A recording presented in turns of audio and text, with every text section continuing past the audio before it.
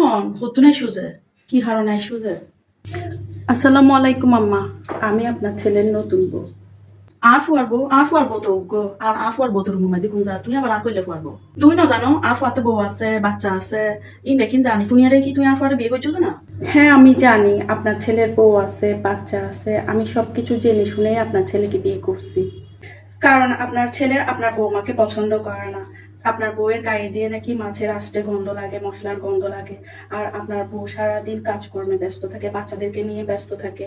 যার কারণে আপনার বউকে আপনার ছেলের একদম পছন্দ হয় না, সেজন্য আপনার ছেলে আমাকে পছন্দ করে, আমাকে ভালোবেসে বিয়ে করছে।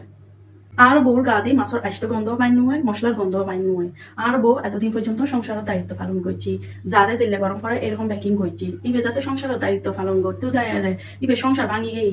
এখনো তো আর দায়িত্ব জীবার মেফা, ইবে রায় মেফা চোখে দেখুন।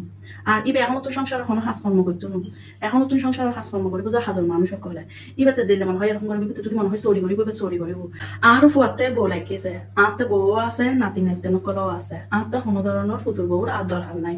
আর আই আর ফুতুর বউ এবারে ফাঁসে ফুলে আর আত্মীয় স্বজন বেকুনে লয়ে রে আর বেকুনে যায় রে, এবারে সুন্দর করে ফাঁসে ফুলাই নিয়েছি। তোমার জামাইরে হয়ে দিবে, বুঝছো না? তোমার হয়েছি তোমার জামাইরে হয়ে দিবে যে আতে নাতি নাইতেনও আছে, বউ আছে, আর তো কোনো ধরনের ফুতুর বউ লাগতো।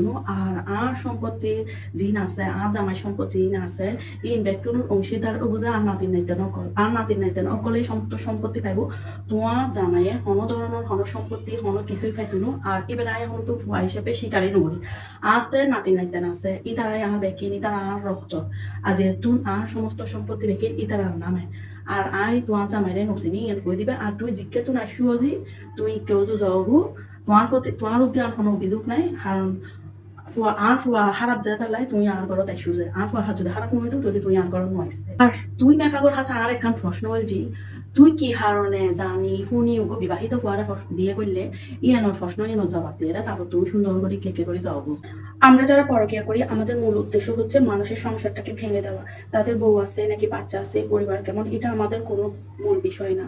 আমাদের মূল বিষয় হচ্ছে যে আমরা বিবাহিত ছেলেদেরকে ফাঁসিয়ে তাদেরকে বিয়ে করব আর তাদের সাথে সংসার করবো, এটাই হচ্ছে যে আমাদের মূল উদ্দেশ্য।